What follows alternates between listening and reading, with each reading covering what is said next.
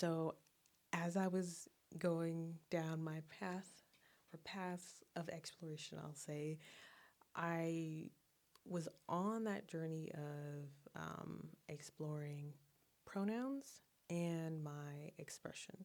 And I'll start with the pronouns first. So, I had been using she, her pronouns, and in the summer of 2023, I transitioned my pronouns from she, her to she, they. And that was that explorations of me being like, oh, it can be an expression of whatever I want it to be. Like I can truly like get outside of the box I've always been in my entire life. So as I was exploring, getting to know myself better, fluidity and all that good energy, come fall of 2023, I had transitioned from she, they to they, she.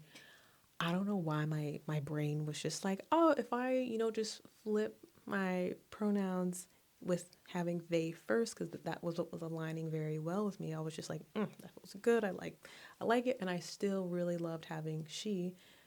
And I thought people would know. And it didn't. The only people who like asked were the people who saw that or I spoke with, and they were like, thank you for telling me. I didn't know. And I see that. Or they like, I see your pronouns to it. Like, those were the people I really appreciated asking to like clarify or meet. Obviously, telling them if I spoke with them about it because I wanted them to know. But it was just like, man, if only everybody would have been like this, that would have been great. So, with that switch, something like flipped because I was still kind of in this space of like true like exploration and fluidity, and everyone's journey is different, and you define how you want to define things because it's your own experience. And for me, thinking about feminine and masculine energy, kind of putting that on a spectrum, I kind of slide across. I combine the two, I take them out, so I have an absence of, and kind of just flow in between those, flow from being, non binary to being a woman. But something about people in a corporate environment who don't truly know me, who don't truly see me, who don't, recognize or appreciate my blackness, my experience, and even recognize that I was in a space of just like, you don't get to experience that feminine energy. You don't get to experience the womanhood or the womanness. For me, how that like plays for me, because anybody can flow between any of the energies. It's not one or the other. It's just at that time when I was very much just like, you guys are getting to me, which I know, but this is where I'm finding my voice. I'm rediscovering, trying to find the path that makes sense for me. And I just couldn't allow that feminine woman part of me to experience that. I wanted to protect that part of me, and I still do, because society, American society, just don't like women. So I shifted from they, she to they, them, I would say by like winter time, because it was just like my brain was just like, I can't do this because you're not even recognizing or understanding one part of me. And now I have this multitude of intersections that are growing within me and on my journey. It's just like, you don't get to experience that. And it was just messy. It was raw, it was real, but it was my journey, and I wouldn't change it, despite how frustrating and like overwhelming and disappointing it was. But it also taught me the importance of speaking up for myself, the importance of introducing myself, saying, hey, my name is Cassidy, they, them, and this is my title. Making sure to correct folks, make sure they're not misgendering me. Or when I'm in spaces and someone else misgenders me and a coworker steps in, I truly appreciate that. it's when someone misgenders me who they've been corrected multiple times and nobody says anything. And it's just like,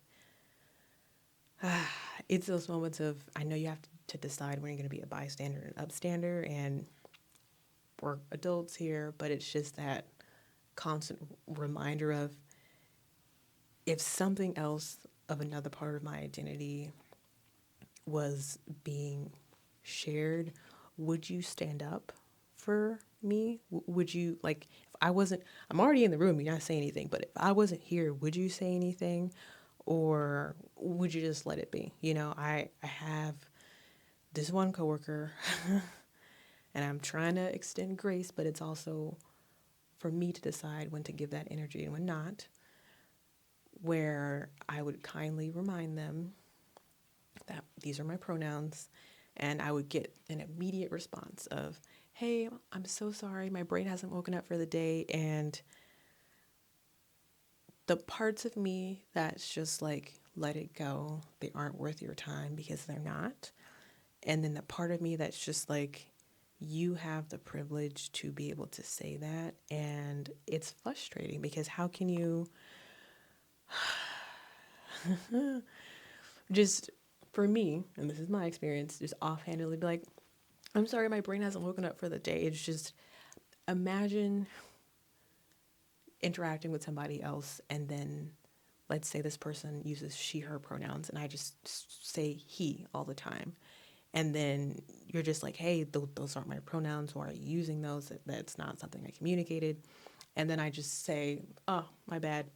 My brain hasn't woken up for that. Like, that doesn't, it doesn't sit with me. And it's those moments where I have to truly decide how much energy I'm going to give to it, how I'm going to stand my ground, and also move forward from that. So I would just breathe, lots of breathing. It's a balance of just reminding myself not everyone gets to experience every part of me, and that's totally fine.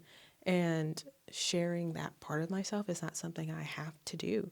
They don't have to get to experience that, and that's something they will miss out on, and that's their loss. So having to navigate that, and another one, which is so frustrating.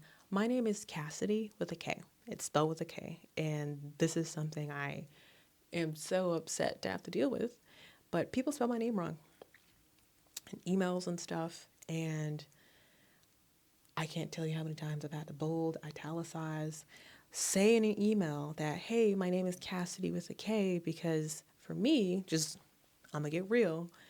If you had to like email me, you had to type my name in. Even if you're typing in my last name, my first name is going to pop up for you to like find me. You know what I'm saying? So it's just those things where it's just like, okay, all right, are we really doing this? Like, I have to deal with this and remind you, but if I did it to someone else, they would be extremely upset and say it's not acceptable. So just those power, privilege boundaries where it's kind of just like, I'm over it, I'm tired, I'm frustrated, I'm upset, I'm fed up. But it's also these experiences that are teaching me and growing me and reminding me that my voice is powerful, one, but it's important more than ever. Nobody's going to speak up. Nobody is going to stand up for me like me. I know my family's going to ride for me, and my chosen family is going to ride for me. But for me, in these spaces I have to navigate, I have to ride for myself and how that looks. Because despite being tired, being overwhelmed, on those days, that's that reminder of keep going, keep speaking up, keep reminding them, let them know how you spell your name, what are your pronouns correctly, because they need to know, okay? So, yeah.